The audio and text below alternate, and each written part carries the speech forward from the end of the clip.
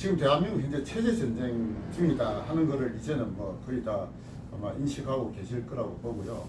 체제 전쟁, 그러니까 자본주의 시장경제 체제냐, 사회주의 공산주의 체제냐, 체제 전쟁을 지금 현재 하고 있다고 봐야 되고요. 현재 정권을 잡고 있는 게 사회주의 공산주의 좌파 진영이 현재 정권을 잡고 있기 때문에 이 정권이 계속 지금 5년 계속 가면은 온갖 법을 다 만들잖아요. 지금도 뭐 법을 만들면서 이 나라의 미래를 완전히 지금 망치고 있다 이렇게 지금 보고 있습니다. 제가 이 우파 시민운동에 뛰어든 게 2018년 10월 달부터입니다. 제가 왜 우파 시민운동에 뛰어들었나 하면은 박근혜 중에 탄핵당하고 문재인 정권이 들어서서 하는 걸 보니까 아 이거 우리나라가 이거 완전 사회주의 국가가 되겠다. 이거 큰일 났다. 저는 그런 생각이 들었어요. 그게 눈에 안 보면 몰라도 이제 제 눈에 보이는 거예요. 이대로 가면은 이 나라가 완전히 베네수엘라의 그 방향으로 가고 궁극적으로 사회주의 공산주의 국가로 가는 길로 지금 간다는 게 제 눈에 보였기 때문에 그러면은 우리 아이들이 어떻게 되겠나. 제 아이들 손주들이 있는데 얘들이 나중에 사회생활 할 때 사회주의 국가 공산주의 국가 되면은 어떻게 되겠나. 사실 그때부터 저는 이 운동을 해야 되겠다 하고 제가 나서게 된 겁니다. 그때부터 이 운동을 시작하면서 좌파들의 전략 전술이 뭔지를 제가 좀 알아야겠다, 공부를 해야 되겠다 해서 이제 제가 책을 모으고 공부를 하기 시작했고요. 좌파의 전략 전술을 알기 위한 기본서가 있다고 보는데요.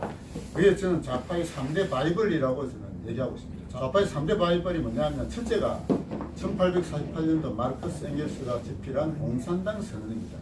공산당 선언이라는 책자는 아주 작은 소 팜플렛이에요. 제가 지금 이거 갖고 있는 게 마르크스 엥겔스 전집이거든요. 저기 보면은 마르크스 엥겔스 전집이 지금 6권짜리가 있습니다. 그 제 1권에 공산당 선언이라는 게 이 속에 있는 게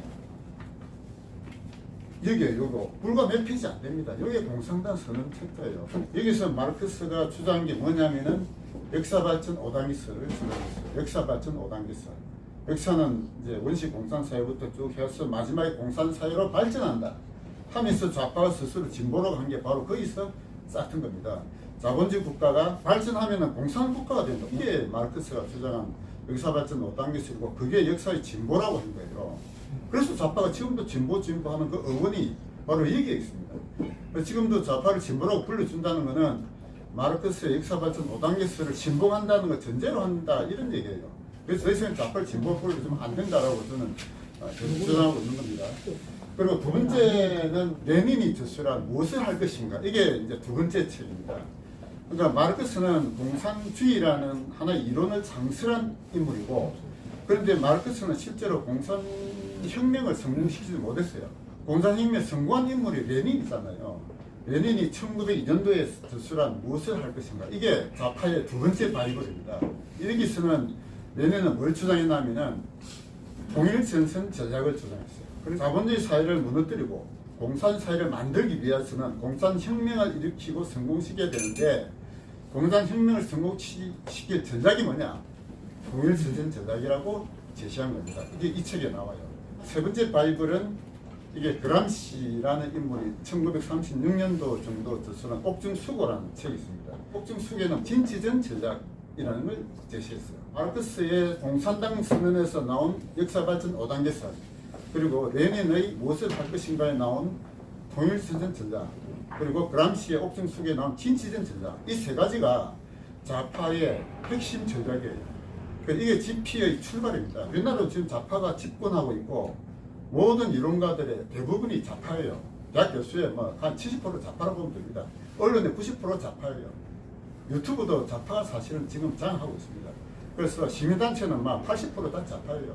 좌파가 집권하고 권력을 다 장악하고 있는데 그 좌파가 가지는 모든 이론 출발점이 이 세 권에 나와 있습니다. 좌파와 토론을 통해서 이기기 위해서는 이 좌파의 전략 세 가지 이걸 이해하셔야 돼요.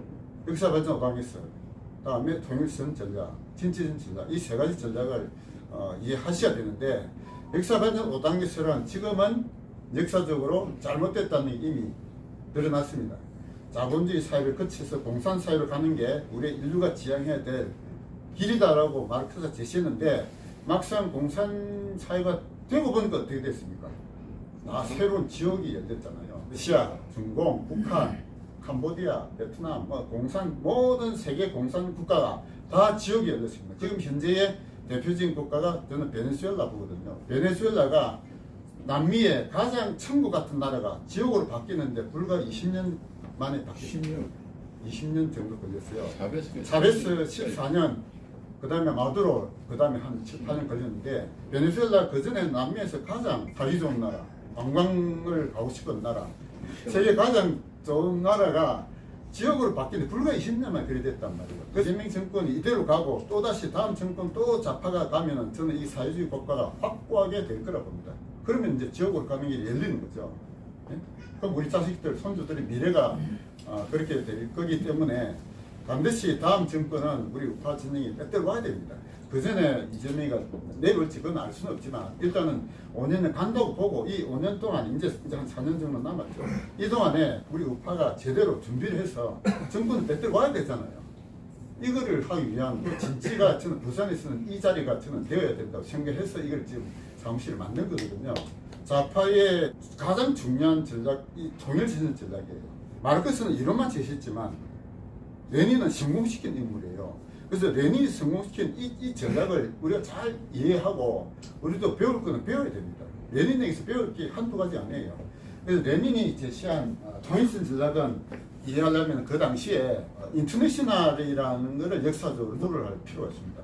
제1 인터내셔널, 제2 인터내셔널, 제3 인터내셔널 이 세 가지가 국제 공산당 조직이 만들어진 연대 조직이에요. 마르크스가 제시한 공산당 선언의 맨 마지막 구절에 뭐라 되어 있느냐? 만국의 프롤레타리아 단결하라 이렇게 되어 있습니다. 자본주의가 발전하면 할수록 공산주의가 된다고 마르크스는 예언했지만 그러면 가만히 있어야 되는 거 아니다 이거죠. 단계를 통해서 실제로 자본주의를 무너뜨려야 공산사회가 도래하는데 만국의 프롤레타리아 단결하라고 해서 만든 단체가 바로 인터내셔널이라는 단체예요. 이 제1 인터내셔널이라는 게 1864년도에 런던에서 만들어졌습니다. 그때 지도자가 마르크스였어요. 그 제1 인터내셔널의 창립선언문 규약을 누가 만들었냐? 마르크스가 만들었거든요. 그래서 마르크스가 1824년 제1 인터내셔널을 만들었고 거기에서 만국의 공산주의 프롤레타리아들이 단결해서 만든 국제 조직이에요. 그게 몇 년 좀 하다가 이제 사라졌고, 그 다음 제2 인터내셔널이 언제 만들어졌냐면 1889년도에 만들어졌습니다. 제1 인터내셔널의 지도자는 마르크스고, 이 인터내셔널의 지도자는 엥겔스였고, 이 파리에서 만들어졌습니다. 그때는 공산주의 정당과 노동조합이 전 세계에 많이 만들었거든요. 그 당시에 만들었던 공산당과 노동조합의 조직을 모아가지고 제2인터내셔널을 만들었는데, 여기는 엥겔스가 정신적 지도자 역할을 했지만 주도적인 수요만 사람 없었어요. 없어가지고 여기는 막 서로 중구난방 이제 각자 자기 주장을 했는데 1914년 제1차 세계대전 때 제2 인터내셔널 참가했던 국제공산당 조직들이 단결이 이제 깨진 거예요. 제1차 대전은 그 당시 뭐라고 했냐면 제국주의 전쟁이라고 했거든요.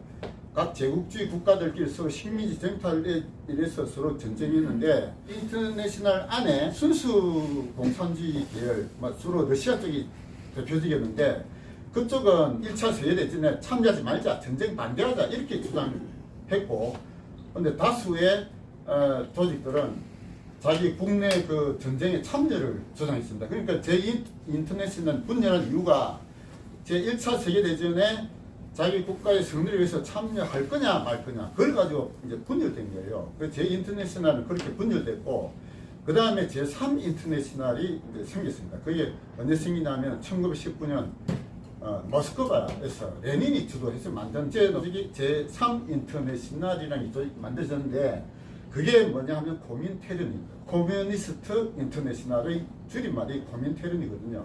그래서 고민테른 만들면서 레닌은 제2 인터내셔널이 분열된 이유가 지도하는 어떤 지도적 그룹이 없었다 이거죠. 각 나라 공산당 조직과 각 노동자들이 서로 간에 동등하게 서로 간에 막 토론하고 하다 보니까 1차 세계대전에 참여할 거냐 말 거냐를 가지고 서로 분열된 거예요.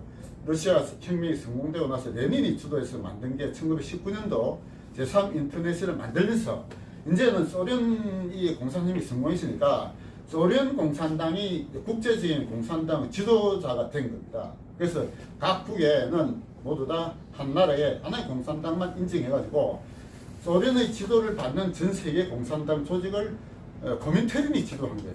그러면서 내세웠던 게 뭐냐면은 식민지 해방 운동을 지원하는 걸 내세웠습니다. 1919년도만 해도 전 세계 자본주의 국가 식민지들이 아직 많았잖아요. 그 식민지 해방 운동에 고민테른이 적극적으로 해방 활동을 하기 시작했습니다.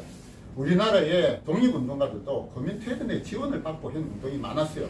그중에 대표적인 인물이 누구냐 하면 이동휘라는 인물이 있습니다. 상해 임시정부의 대통령은 이승만이지만 고민테른의 레닌에서 정치 자금을 받아가지고 공산주의 활동을 하기 위해서 그게 상해 임시정부에 들어간 거예요. 그래서 고민테른의 지도를 받은 우리나라의 일본에서부터 식민지에서 벗어나고자 하는 그 운동이 고민테른의 지시를 받고 한 운동이에요. 그쪽 계열은. 우리나라 독립운동사에 고민테른 공산주의의 영향력을 무시해서는 절대 안 되는 겁니다. 진간에도 마찬가지예요. 진간의 결성도 고민테른의 지도를 받았던 거예요.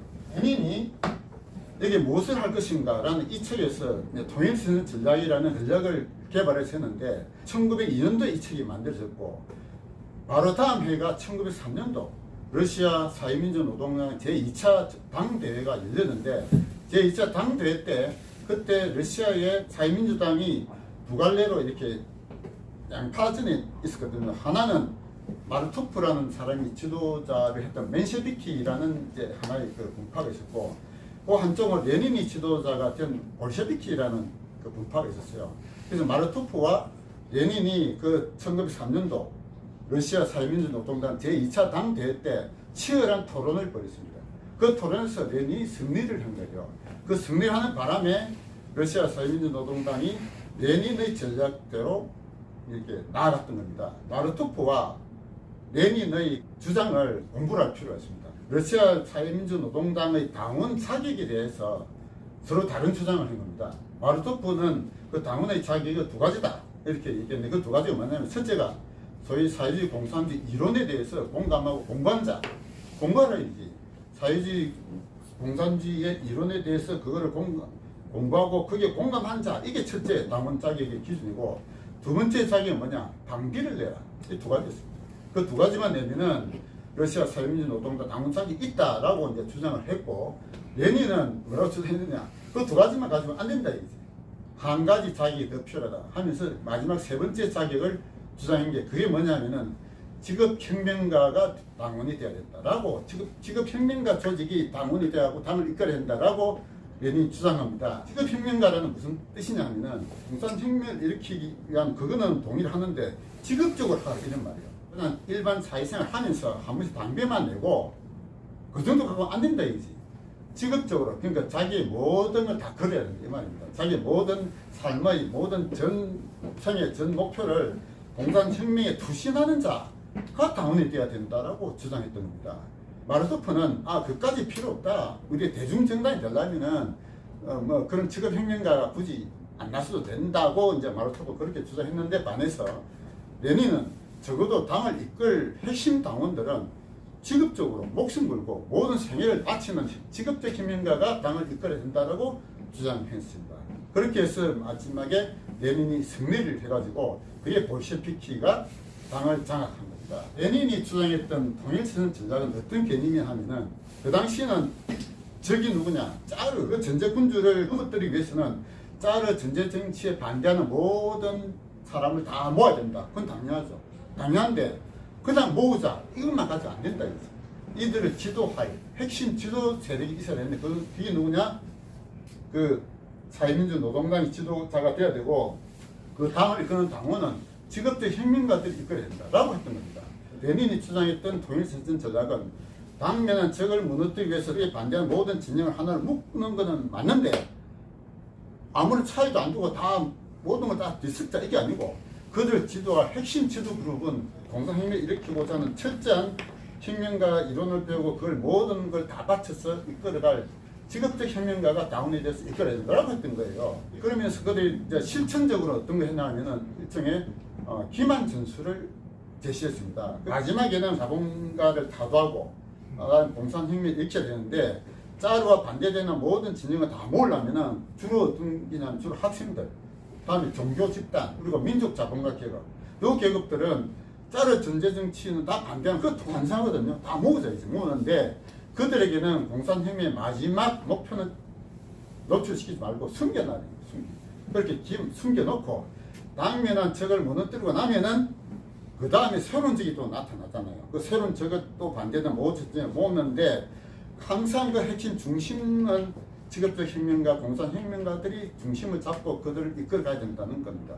그리고 나서 당면한 적이 하나하나 무너뜨리고 나서 마지막에 자기들이 이제 이 겉으로 드러날 때가 되면은 그때 비로소 자기들의 최종 목표를 제시하고 노출시키고 이제 권력을 장악하는 것. 이게 통일신 전략의 핵심 요지예요. 그에 반대된 비교되는 것은 뭐냐면 저는 이제 이걸 용광로 전략이라는 표현을 쓰고 있습니다. 이건 어떤 거냐 하면은 지금 우리 우파 진영에서 그동안 많이 써왔던 얘기예요. 이재명 좌파 정권을 무너뜨리기 위해서는 다 모으자이지. 그에 반대되는 진영을 다 모으자. 한동훈도 모으고 뭐 이준석이도 모으고 다 모으자. 모으는 건 좋아요. 그러나 이 용광로 전략은 그들이 이끌어낸 핵심 지도 세력이 없어요. 핵심 지도자 그룹이 없다니까. 이게는 다 모은다는 거는 다 찬성하는데 그들을 이끌어낸 핵심 지도자 그룹은 뭐냐? 그게 없다 이지. 그게 지금 현재 우리 우파 진영의 종합을 주장하는 쪽에서 그게 아직 있는 거예요. 저는 좌파의 통일신 전략과 거의 동일한 전략을 우파도 피해야 된다고 생각합니다. 자, 그러면 우파가 이재명 정권과 반대는 모으는 세력 다 모으는 건 좋은데 중심 세력은 누구로 할 거냐? 이 중심 세력. 좌파의 직업적 혁명가 조직이 핵심이 당원이 돼가지고 모든 세력을 이끌어가는 그런 통일신조자 핵심 세력과 유사한 우파의 통합의 핵심 중심 세력 이게 있어야 돼.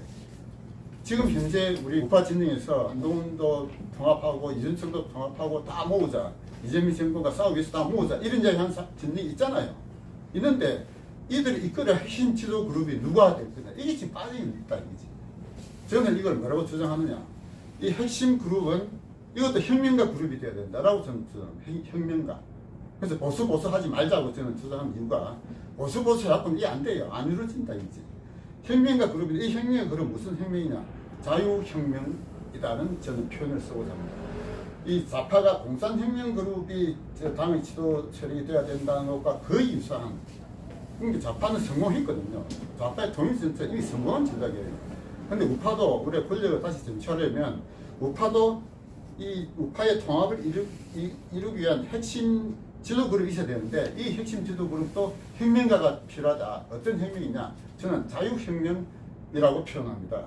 그래서 제가 표현한 자유혁명에 대한 말씀 조금 더 드릴게요. 자유혁명이라는 표현이 이미 누군가 얘기했어요. 누가 얘기했느냐? 전광 목사가 이미 얘기했습니다. 벌써 수년 전에 자유혁명. 그 광화문에서 우리는 국민혁명이다 하면서 이걸 자유혁명이라는 표현을 썼거든요. 그러면서 자유혁명당이라는 당명까지도 그 당시에 만들었습니다. 저는 또 자유혁명가 그룹이 우파를 통합시키는 핵심 지도 그룹으로 되자고 저는 주장하고 있고 자유혁명가들을 양성할 교육기관이 저는 필요하다고 생각합니다. 자유혁명으로 가기 위한 단계는 저는 두 단계라고 생각하고 공산혁명가 그룹과 유사한 열정, 자유혁명을 일으키는 열정을 우리 우파도 가져야 되는데 자유혁명이라는 걸 이루기 위해서는 저 단계가 필요하죠. 첫째는 정신혁명입니다. 정신혁명. 제가 주장하는 정신혁명이 뭐냐?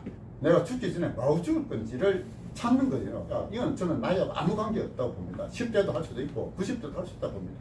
오히려 어떻게 보면은 죽을 날이 얼마 안 남은 나이 든 사람일수록 정신혁명은 저는 더 필요하다고 생각해요. 왜냐하면은 지금까지 살아올 때 나름대로 열심히 살아오는데 내가 뭐 남기고 죽을 거냐. 저도 제 형님들 몇 분을 돌아갔으면 보니까 저도 죽을 날이 뭐 그렇게 멀지 않았다 보는데 죽기 전에 뭘 남기고 죽을 거냐. 이거를 찾는 거 이게 정신혁명이 되겠지. 저는 어떻게 생각하느냐. 제가 우리 자식들, 손주들 그 세대가 자유롭고 번영된 나라에서 살 수 있는 기반을 만드는데 내가 조금 기여하겠다. 이게 제가 생각하는 제 그 가치예요. 그래서 제가 우리 자유시민연합 정관에 그걸 넣어놨습니다. 자유시민연합 정관 제3조에 우리의 목적이 뭐냐? 미래 세대의 자유와 번영을 위한 기반을 조성하는 데 기여하겠다라고 제가 썼어요. 그 제 마음이 그대로 지금 실린 그 목표라고 볼 수 있습니다.